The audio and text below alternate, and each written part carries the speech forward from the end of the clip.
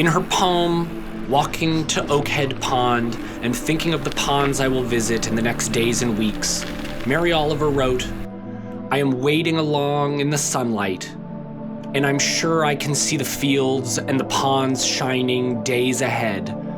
I can see the light spilling like a shower of meteors into next week's trees, and I plan to be there soon.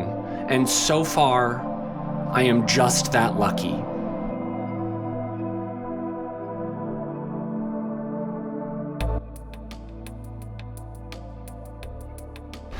All right, we are rolling out on a beautiful and crisp Mount Hood morning on Lolo Pass for a 10-mile, 2,400-foot climb to start out today. It's about 53 degrees. I'm out here solo, just me and the birds, and it's looking like it's gonna be a pretty beautiful day. Let's get into it.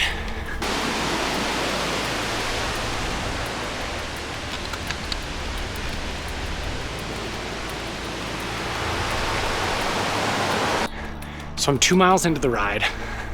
I was freezing in the parking lot, and I've already ditched my windbreaker. I know I'm gonna need it for the descent later, but do you guys have any windbreaker / light extra layer recommendations? Because I've just been making do, but I'm open for an upgrade. Let me know.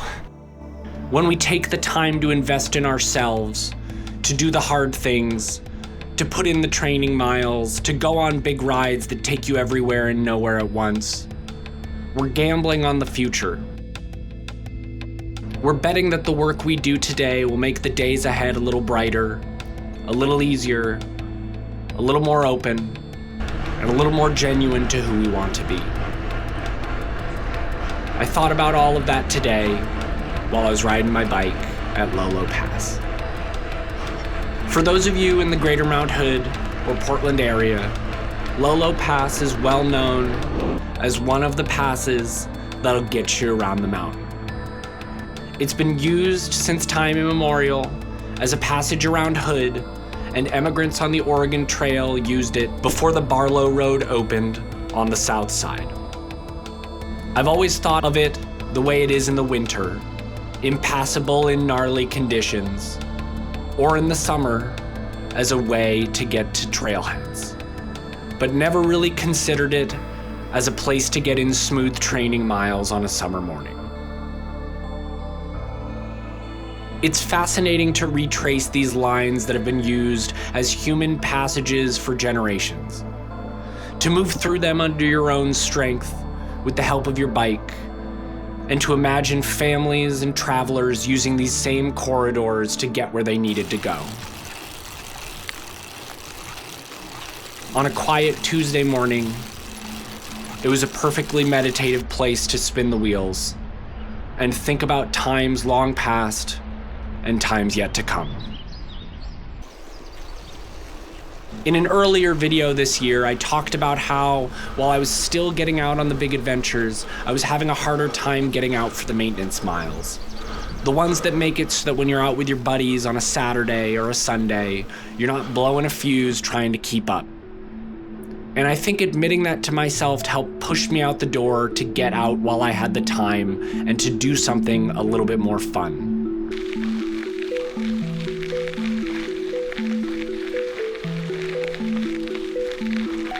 Normally for me, maintenance miles are 20 to 40 mile rides in the city, nothing scenic, just retracing familiar routes out of convenience. But today I wanted something different. I usually won't get in the car for a ride under 30 miles, but I thought it might be a nice treat to come out for some Mount Hood air and a little bit of fun without pushing it too far. And honestly, it was perfect.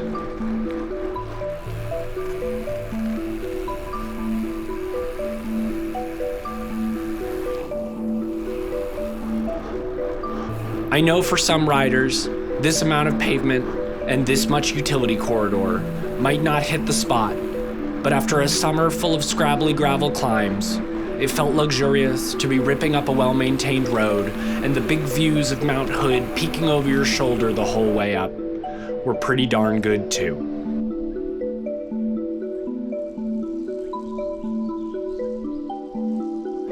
Coming up this corridor also reminds you of every other time you've been on this side of the mountain.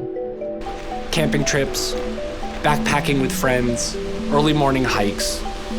The stillness and the bird song follow you all the way up, under the hum of the high-tension power lines, bringing hydroelectric power down to the south side of the hood.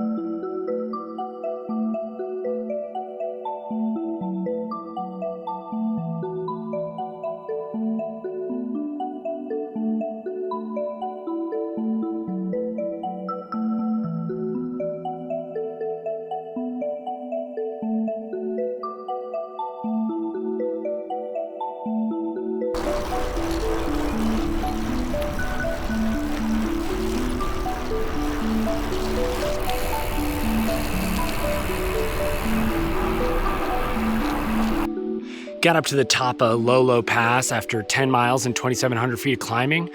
Saw maybe 4 cars, not bad at all. And then made a turn onto this beautiful shaded forest road. And now it looks like it's just gonna be delightful all the way down. So really, really fantastic place to ride a bicycle. Only a little bit of gravel, which, you know, when you're just trying to get some training miles in, isn't that bad. And really stoked to be out here today. Let's see what the rest of it looks like. The forest road I turned onto, Forest Road 1828, was both aesthetically pleasing and an absolute delight to ride. There's something charming to me about any road, paved or gravel, where it is so lightly traveled that dirt and detritus start to gather between the tire tracks. It feels like the forest is slowly reclaiming it, reminding you of the passage of time. And the passage of time is why I opened with those lines from Mary Oliver's Walking to Oakhead Pond. On these rides, I often find myself thinking and talking with my buddies about the way things have been, the way things are, the way things seem to be becoming, and the way we wish that they would be. There's always a moment on these rides where you get to consider what you can and cannot control against the slow movement of time.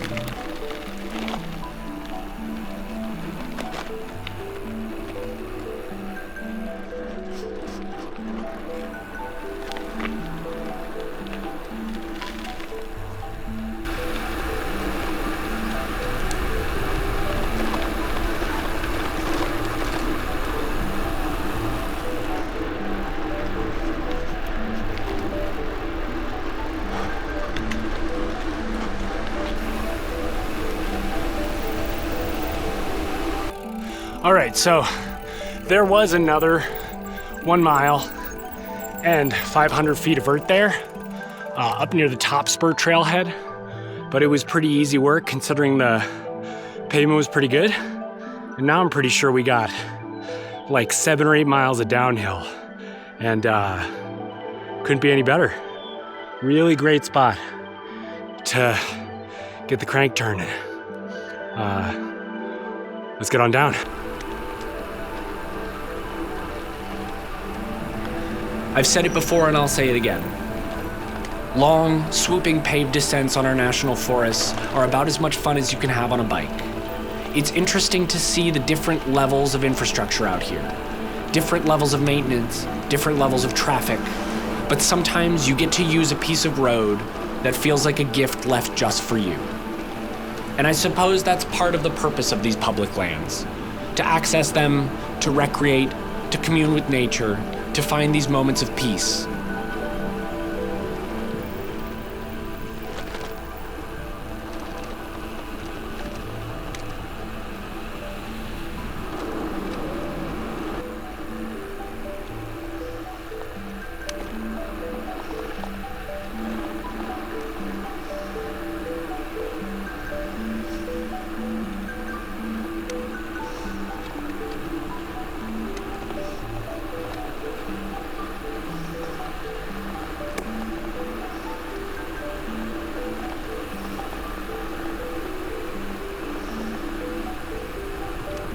This route was absolutely delightful. I'll drop it in the description below. I picked it up on Ride with GPS from the Mount Hood Bicycle and Pedestrian Coalition. I love seeing groups put together routes to get folk out into their areas. And while I'm never thrilled about riding on or across Highway 26, it was a small price to pay for access to all this land. Every crossroads reminded me of past adventures and all the nooks and crannies of this forest, a place that invites you to explore and learn more about yourself and this beautiful corner of the world.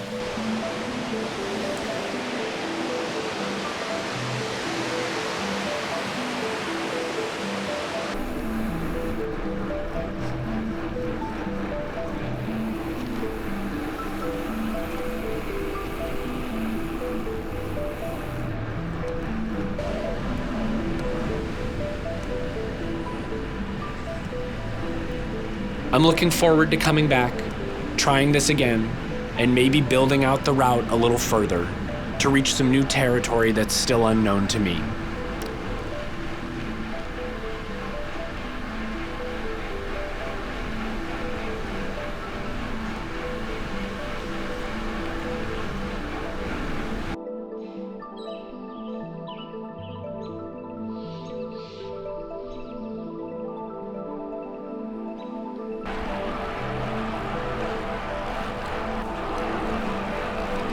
It was a great morning in the forest. I appreciate you all coming with me. Thanks again for watching. Until next time, peace.